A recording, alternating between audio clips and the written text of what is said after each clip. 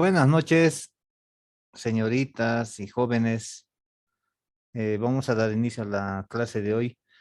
Confírmeme si les está llegando en perfectas condiciones la señal, por favor. Sí, Liz, ya se escucha.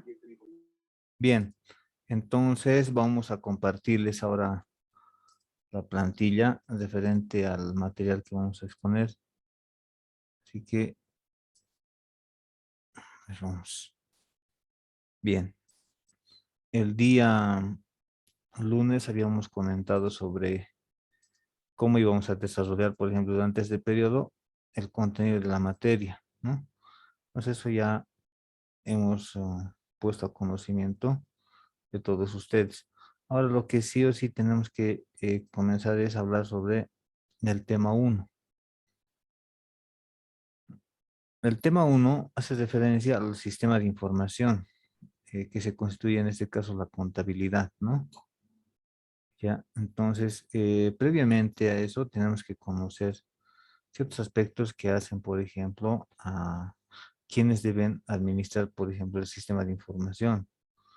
En este caso tenemos a los que están como responsables de llevar adelante la gestión administrativa de las instituciones públicas. En ese sentido, eh, previamente tenemos que entender de que uno administra a fin de que busque lograr el objetivo que en sí ha programado previamente a la ejecución de sus actividades. Asimismo, se constituye la administración como ese proceso, ¿no? Cuyo objeto es coordinar eficientemente y emplear los recursos de una forma eficaz, ¿no? Para fines de que pueda alcanzarse los objetivos con la mayor productividad, es decir, buscando que se puedan generar, por ejemplo, los mayores réditos. Eso pasa, por ejemplo, en lo que es el sector privado.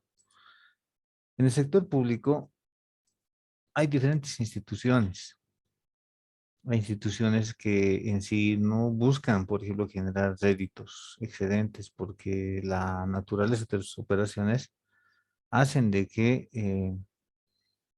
su fin sea diferente, ¿no? Porque al final tienen que cubrir las necesidades de la población, del usuario que en sí viene a requerir el servicio. Entonces, mm, eso para fines de una aclaración en cuanto a lo que es la diferencia respecto a las entidades públicas. Por ejemplo, las empresas públicas tienen, por ejemplo, la obligación de generar excedentes a consecuencia de qué? De que apoyan a la ejecución de políticas públicas. Existen, por ejemplo, los bonos sociales que se entregan a los niños que estudian, por ejemplo, en las entidades, en las escuelas fiscales. Entonces, hay una finalidad por las cuales uno tiene que generar réditos excedentes. Entonces, de ahí, por ejemplo, ellos están obligados a generar un incremento al costo de los productos o de servicios que comercializan o que procesan, ¿no? Porque también hemos visto de que hay instituciones, en este caso empresas del Estado que en sí también transforman la materia prima, ¿no? Y bueno, en este tiempo se ha visto que ya están ingresando ya al mercado con mayor fuerza. Por ejemplo, puedes encontrar ahí la empresa boliviana de alimentos que está ahí.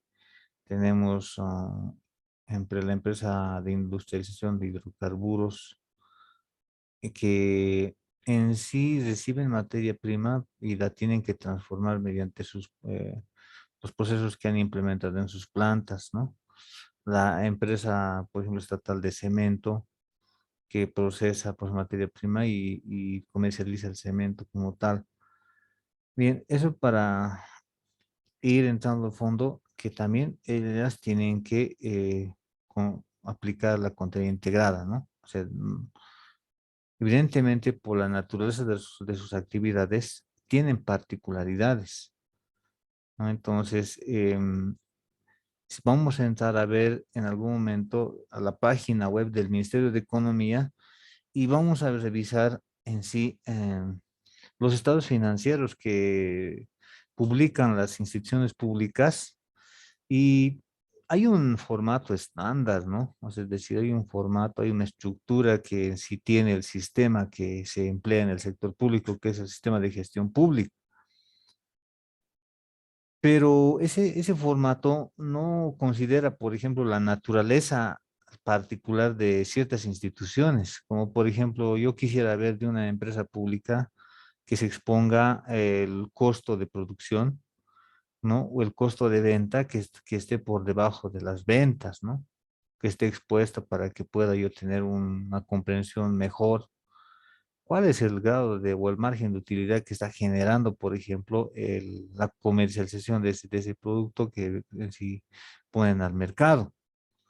Pero con la estructura actual que tiene en sí el sistema de gestión pública que eh, lo controla el Ministerio de Economía y Finanzas Públicas y que las instituciones públicas han implementado, es difícilmente vamos a poder encontrar esa información porque su estructura está hecho posiblemente para otro tipo de entidades. Del 100% de empresas que en sí existen, debe ser menos del 10% que utilizan sus sistemas propios. Y sus sistemas propios también no consideran, por ejemplo, a cabalidad la integralidad de que tiene que tener la parte presupuestaria con la parte patrimonial. Entonces, ahí, por ejemplo, también hay una deficiencia y es un motivo que debe dar lugar a que la parte administrativa de estas instituciones tengan que ver la forma de mejorar el sistema de información que están procesando, que están los reportes que están generando, porque la idea es de que los usuarios de la información puedan comprender la exposición, puedan entender el contenido que estos reportes están reflejando, así como también las revelaciones que se están dando sobre estos mismos. Entonces, eso para ir adelantando un poco, pero en lo que es la administración pública se ha visto esa figura, ¿no? Ahora vamos a hacer referencia a lo que es las etapas del proceso administrativo, que es parte de la administración, ¿no? Y bien, vamos a comenzar señalando de que hay 4 elementos que la conforman. Por ejemplo, tenemos a la planificación. Evidentemente, se tiene que programar, proyectar las operaciones que tienen que estar vinculadas necesariamente a alcanzar un determinado objetivo o una determinada acción a corto plazo. Y esta acción a corto plazo tiene que emerger de una traducción que se dé, por ejemplo, de una acción estratégica a mediano plazo. Entonces, en el sector público lo que pasa es de que la planificación no es aislada. Eso implica de que el que va a hacer la planificación tiene que tomar en cuenta, por ejemplo, esos buenos deseos que vienen desde la Constitución Política del Estado. De la Constitución Política del Estado hay esa parte, esos fines que dan lugar a que se formule un plan a largo plazo. Si la Constitución dice que Bolivia va a ser un país industrializador, entonces el plan a largo plazo tiene que mostrar y decir, vamos a industrializar nuestros recursos naturales. Entonces, emergente de esa acción a largo plazo que podemos tomar como un intervalo arriba de los 10 años, ¿no? Como digamos, como un propósito que queremos alcanzar en ese tiempo, bajamos más acá a 5 años y tenemos que tener una acción estratégica para que nos permita a nosotros decir, si yo quiero ser un país industrializador, a los 5 años, ¿qué debería estar alcanzando? Por lo menos debería estar alcanzando la implementación de las plantas industriales, ¿no? Para poder procesar los recursos naturales. Bajo más acá y llego a la actualidad y digo, ¿qué debo planificar en este año para poder tener plantas industriales de aquí a 5 años? ¿Qué debo hacer? Entonces, por lo menos debería estar haciendo un estudio técnico de la factibilidad de esas, de la implementación de esas plantas, ¿no? O sea, es decir, un estudio que por lo menos me diga, ¿es viable o no es viable? Debía partir de ahí, ¿no? Y poner en mi planificación, formular un estudio técnico para ver si es posible o no implementar. Como verán, hay una articulación que se da. Entonces, la planificación tiene que tomar en cuenta en el sector público esa figura, tiene que articularse, ¿no? Si yo les pregunto a ustedes, jóvenes, ¿qué quisieran alcanzar de aquí a 10 años? Algunos me dirán, quiero yo viajar a Europa, bueno, tendrán algunos otros dirán, tener una casa propia, no sé, bueno, pueden surgir varias ideas. Pero ¿qué estás haciendo en la actualidad para poder ver que es ese plan que tú tienes hacia de aquí a 10 años, ¿no?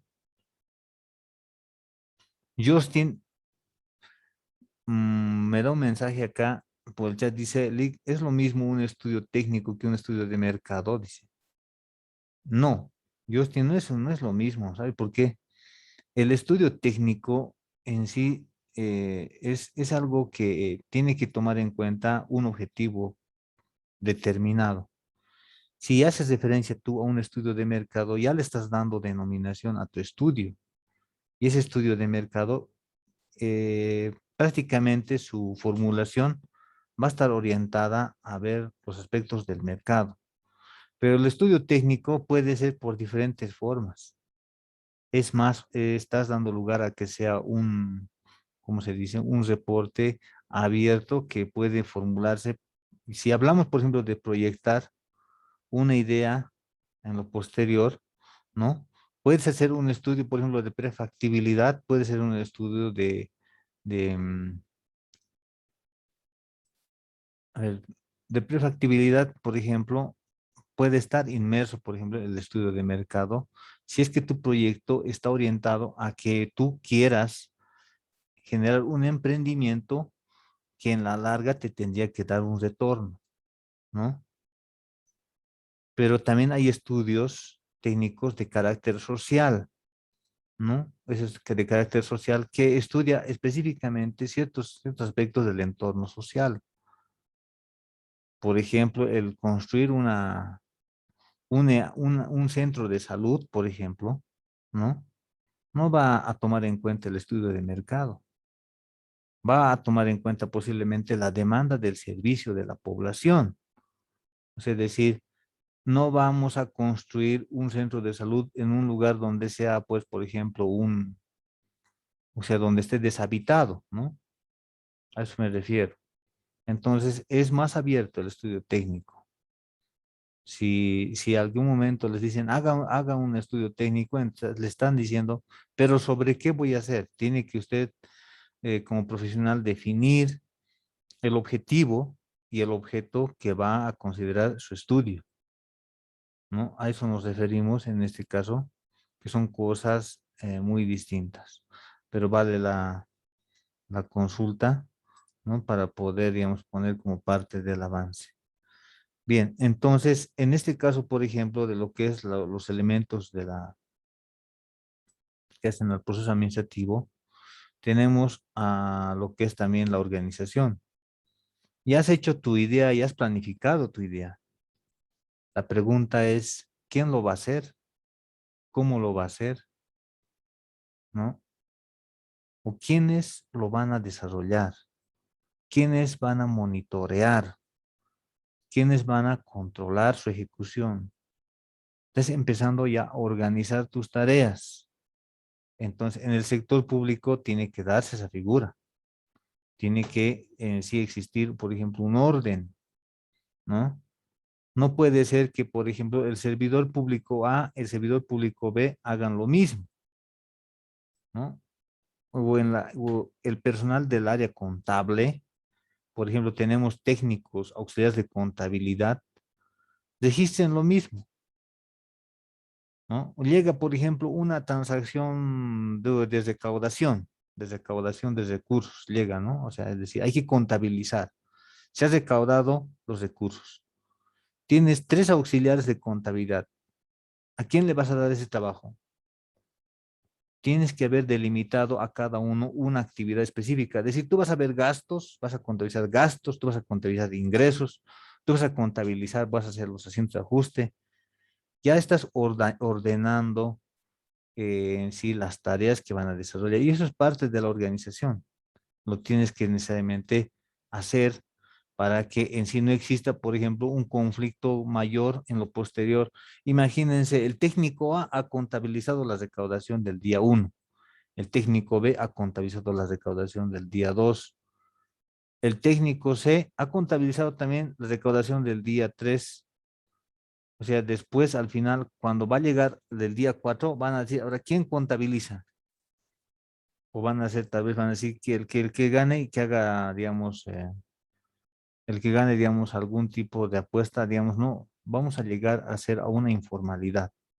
Por eso es que en las instituciones públicas se requiere siempre que exista orden, organización, ¿no? ¿Y eso cómo se tiene que formular? Se tiene que establecer en un manual. Por eso en las entidades públicas hay un manual de organización y funciones, así se llama, por ejemplo, ese documento, que debe ser aprobado por instancia competente. ¿Para qué? Para que sea de cumplimiento obligatorio. ¿Qué hace el jefe de contabilidad? Ahí en ese manual debe decir sus tareas. Controlar, revisar lo que han contabilizado sus técnicos, aprobar ese registro en el sistema, o sea, tiene ya sus tareas. El técnico también, dice, no es simplemente cargar al sistema, ah, ya, voy a abonar la cuenta A y voy a debitar, no, puede estar como parte de la tarea del técnico, revisar previamente la documentación para ver si está conforme a lo que exige la normativa y después de 100 contabilizar. Debe estar plasmado esa tarea para los que son parte de la contabilidad. Entonces, hay un orden. Y entonces, el proceso administrativo, que es parte de la administración, necesariamente toma en cuenta uno, planificar las tareas, después ordenar, organizar quién lo va a hacer, quiénes van a hacer y cómo lo van a hacer. Y después pasa ya a lo que es la dirección, ¿no? En sí, la dirección tiene que entenderse como, por ejemplo, aquellas funciones que debe identificar, por ejemplo, a ciertas personas que tienen una determinada jerarquía en la institución, ¿no? La jerarquía no simplemente es ordenar, no simplemente es instruir. La jerarquía también es contribuir, coadyuvar. ¿Para qué? Para que se dé curso y se pueda llevar adelante y hacer gestión. Eso se tiene que dar en la dirección. O sea, la dirección, pues como dice, como está denominándose, tiene que dar la línea, cómo se debe llevar adelante. Y eso generalmente a quienes les recae, a los inmediatos superiores, ¿no? ¿Quiénes son los inmediatos superiores? El personal que tiene dependientes. O sea, en el caso de las áreas de contabilidad, hay un responsable del área de contabilidad que tiene a su cargo supervisores contables. Estos supervisores contables tienen también a su cargo técnicos contables. Estos técnicos pueden tener auxiliares contables. Entonces, hay una jerarquía, ¿no? Hay niveles en sí que en sí existen en el sector público, dentro de las organizaciones, que dan lugar a que cada quien tenga dependientes deba dar línea, deba dirigir correctamente cómo desarrollar, por ejemplo, las operaciones, ¿no? Y además, también debe motivar al personal para que pueda desarrollar sus tareas, como se dice, con calidez, con calidad. Se tiene que llevar adelante una tarea, como se dice, con competencia. Ojo, estamos hablando de competencia. ¿Por qué razón? Porque se tiene que ver que el que contabiliza tenga pues por lo menos el conocimiento técnico, la formación académica necesaria para poder hacer el análisis que se requiere, ¿no? Porque obviamente puede ser que tengamos un auxiliar, pero ese auxiliar lo que ha contabilizado también tiene que ser objeto pues de evaluación por parte de su inmediato superior. Entonces, Esos son, por ejemplo, los aspectos que hacen el proceso administrativo. Además, ¿no? Tenemos acá lo que es el control. Toda actividad debe ser objeto de control, o sea, no debemos eludir esa figura porque es bien importante que nosotros, por ejemplo, tomemos en cuenta de que si no monitoreamos la ejecución de las actividades, posiblemente se generen desvíos y a la larga esos desvíos empiecen a crecer, ¿no? ¿Por qué razón? Porque hay una falta de orientación, una falta de guía a los que ejecutan las actividades. No estamos diciendo de que son malos, pero necesariamente por la diversidad de operaciones que se dan en la institución, siempre pues el que tiene mayor experiencia tiene que ir ahí a apoyar y obviamente tiene que controlar cómo se está desarrollando la tarea, ¿no? Y eso en el sector público debe darse y se da, ¿no? O sea, hay sí jerarquías. Si mi inmediato superior me revisa, entonces, independientemente de que me revise, viene el auditor interno, viene, y también revisa mi contabilización, porque tiene la competencia. Dice, pero ¿por qué lo has cargado a seguros? ¿Por qué lo has cargado? ¿Y por qué no lo has cargado como un activo? Si esto dicen se va a convertir en un gasto al año siguiente, ¿qué pasó? Hay esas preguntas que llegan al área contable, ¿no? El área contable necesariamente tiene que decir por qué lo ha hecho. Entonces, hay esas situaciones que se dan, pero es parte del proceso administrativo, esas figuras que les acabo de señalar, ¿no? Entonces, no nos olvidemos porque durante este tiempo que vamos a ir, por ejemplo, viendo el avance de la materia, vamos a ir haciendo referencia porque hace mucho se habla de cómo se debe llevar adelante, por ejemplo, la administración y la elaboración de la información financiera. Algunos aspectos básicos que en sí tenemos que recordar sobre lo que es la contabilidad y bueno, en la pantalla estoy exponiendo, por ejemplo, un contenido sucinto referente a lo que hace referencia a un sistema de información, ¿no? Un sistema de información, como se señala, y yendo, por ejemplo, al concepto de sistema, como ese conjunto de elementos que, de donde los cuales, al hacer la labor, ¿no? Cada una de estas, ¿no? Permiten y alcanzar o buscan alcanzar un objetivo común. O sea, es decir, los componentes que hacen un sistema van a estar orientados a que su trabajo, a que su actividad nos lleve a buscar alcanzar un objetivo común del sistema. Lo que es la contabilidad, tenemos, pues, por ejemplo, varios elementos que la conforman. Hay disposiciones legales, hay libros, hay, por ejemplo, asientos contables, hay reportes auxiliares, ¿no? Pero que en sí están vinculados. ¿Por qué razón? Porque no podemos tener simplemente un balance general, o sea, simplemente hay una hojita, ¿no? Que diga este es el balance general, sin tener, por ejemplo, en su espalda de este balance toda una serie de compendios de documentarios, ¿no? Que hagan, por ejemplo, a su formulación. Ahí tenemos asientos contables, libros diarios, tenemos comprobantes de contabilidad, tenemos respaldos documentarios de las transacciones. Entonces, todo eso apoya al balance general.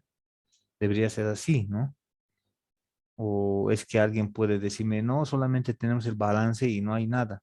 No, difícilmente vas a poder llegar a un balance si no tienes, por ejemplo, un antecedente de una contabilización que se haya realizado a una transacción, ¿no? Eso es lo que en sí tenemos que tomar en cuenta, que en la contabilidad siempre va a tener, por ejemplo, ese antecedente. En el sector público, la norma básica del sistema de contabilidad integrada, vamos a hablar más adelante sobre esta norma básica a detalle, señala de que la contabilidad debe estar sustentada adecuadamente, es decir, debe existir contratos, debe existir planillas, debe existir, por ejemplo, facturas. O sea, hace referencia de que tiene que existir respaldo. Si alguien los quiere sorprender algún rato, decir, no, pues hemos sacado del sistema SIGEP, ¿no? El sistema de gestión pública, el comprobante, y es válido el comprobante del sistema SIGEP, porque en el sistema SIGEP, por ejemplo, lo que está registrado en el sistema no necesita estar firmado. Evidentemente es así porque en sí tiene fuerza de ley, por ejemplo, y está apoyado con disposiciones legales su uso de ese sistema. Pero eso no le exime a que el comprobante contable no tenga respaldo. Debe tener respaldo el comprobante contable. O sea, no es por lo que uno va a visualizar en el sistema el comprobante, vamos a decir que eso no tenga que tener documentos de respaldo. ¿No? Tiene que tener, por ejemplo, antecedentes con los cuales podamos nosotros, por ejemplo, ver que evidentemente está funcionando ese sistema como tal, ¿no? Y está respondiendo a esa denominación sistema de información, porque un sistema de información tiene esa base, se podría decir, ¿no? Mediante las cuales uno puede establecer de que hay un conjunto de elementos que la conforman. Entonces, es bien importante no hacer referencia a este tema, porque vamos a ir hablando más adelante lo que es el sistema de contabilidad integrada, que extrae parte de su conceptualización de este contenido, ese conjunto, ¿no? De documentos, de reportes, ese conjunto de procedimientos que se dan, que hacen a la contabilidad.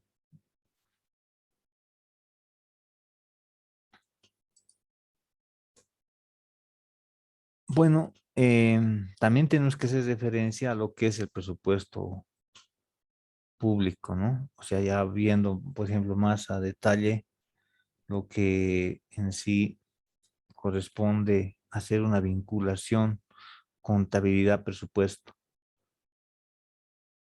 En el sector público, formular un presupuesto tiene normativa. Vamos a partir inclusive desde lo que es la ley financiera, ¿no? La ley financiera que la Asamblea Legislativa Plurinacional, cada gestión aprueba, ¿no? Que corresponde, por ejemplo, al presupuesto consolidado de todo el Estado Plurinacional de Bolivia. Asimismo, también se toma en cuenta lo que dice, por ejemplo, la Resolución Suprema número 2255-58, ¿no? Disposición legal que aprueba las normas básicas del sistema de presupuestos, ¿no? Esta situación no tiene que tomar en cuenta eh, tres elementos. Primero, el subsistema de formulación del presupuesto. Segundo, tiene que tomar en cuenta el subsistema de ejecución presupuestaria. Y tercero, tiene que tomar en cuenta el subsistema de evaluación, seguimiento a la ejecución presupuestaria, ¿no? Entonces, el presupuesto público considera disposiciones legales desde la formulación del mismo, continúa esta situación con lo que es la ejecución y asimismo también esto al final descansa en lo que es el monitoreo que se hace a esa ejecución. Hay niveles de organización. Hay un nivel normativo y consultivo que evidentemente se corresponde, por ejemplo, al ente rector del sistema de presupuesto, ¿no? Y hay un nivel ejecutivo y operativo que corresponde en sí a las entidades públicas que están encargados de formular presupuestos, hacer los registros sobre su ejecución y el monitoreo sobre su ejecución presupuestaria. Entonces, tomamos en cuenta esa figura, ¿no?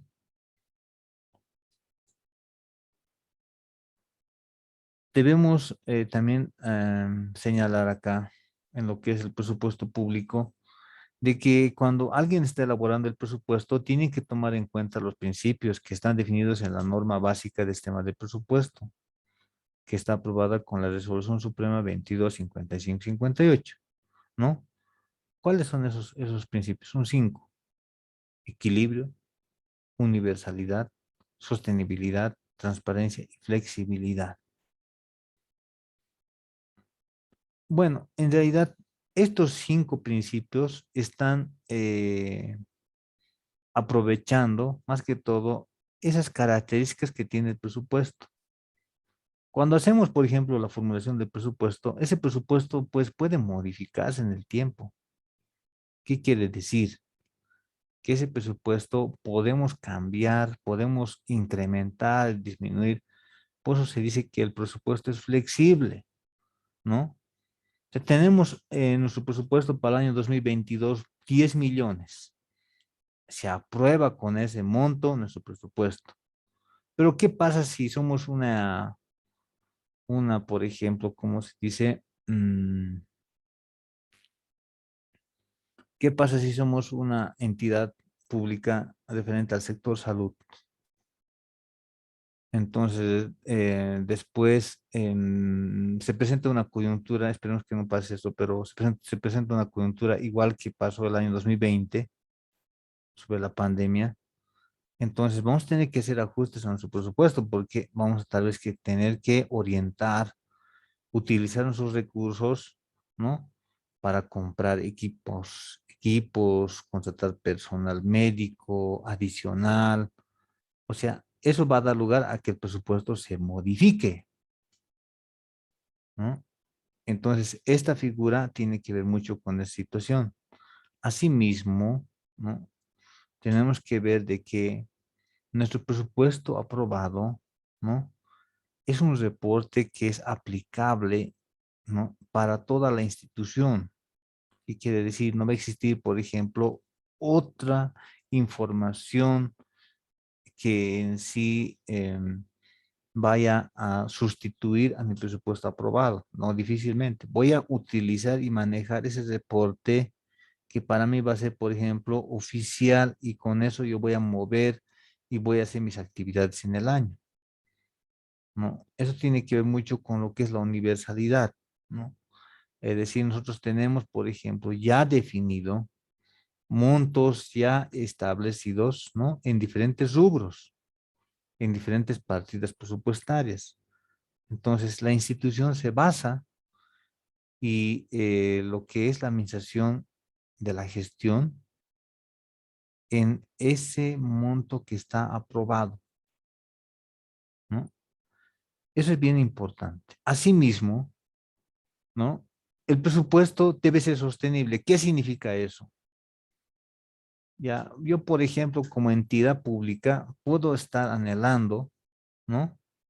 Muchas cosas, ¿no? O sea, yo como ejecutivo puedo ser bien innovador, ¿no? Yo, por ejemplo, puedo decir, a ver, no, pues ya no podemos seguir con papeleos, ¿no? Pues hay que implementar, por ejemplo, y automatizar todos los procesos, ya, hasta el requerimiento del usuario, que sea pues en línea, puedo tener muchas ideas, ¿no? Entonces, ¿qué necesito? Me van a decir, entonces, ¿quién va a hacer, por ejemplo, esos softwares? Esos hay que comprar, hay que diseñar. Empezamos a formular nuestro presupuesto del gasto, ¿no? Decir, ¿cuánto nos cobra, por ejemplo, una consultora, por ejemplo, que va a elaborar un software? No sé, pues le ponen, por ejemplo, ya empiezan a decir 3 millones, la otra dice 2 millones. Bueno, es un ejemplo nomás hipotético. Sumo mis gastos a hacer en la gestión 100 millones. La pregunta es, ¿con qué recursos voy a financiar esos gastos? Ahí viene la sostenibilidad, es decir, ¿cuáles van a ser, por ejemplo, esos elementos que van a dar lugar a que yo tenga la certeza suficiente de decir, voy a tener esa plata y voy a poder hacer contrataciones de ese tipo? Si no tengo esa situación, entonces van a decir, tu presupuesto no es sostenible, tus recursos apenas llegan a 20 millones, pero tu gasto quieres vos generar por 100 millones. No vas a poderlo hacer. Difícilmente vas a poder hacerlo eso. Entonces, la formulación del presupuesto debe considerar, por ejemplo, lo que es la sostenibilidad. Mis recaudaciones no superan los 10 millones, entonces, bueno, pues voy a tener que hacer mi presupuesto en base a esos 10 millones nomás. No voy a poder hacer más. Y eso tiene que ver mucho con el equilibrio, ¿no? Tengo recursos a recaudar 10 millones, entonces mis gastos a realizar también tienen que ser 10 millones. Equilibrio, recurso y gasto. La misma cantidad de dinero, ¿no?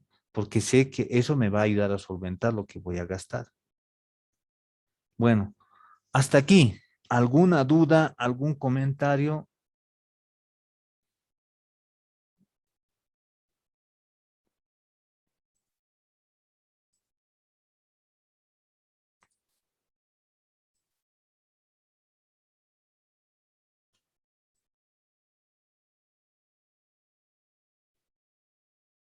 Joana, Joana Quispe.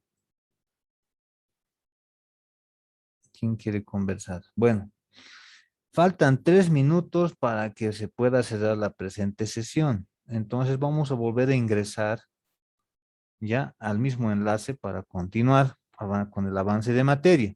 ¿Les parece? Está bien, Lisa. Está bien, dice. Muy bien, entonces retornamos, ¿ya?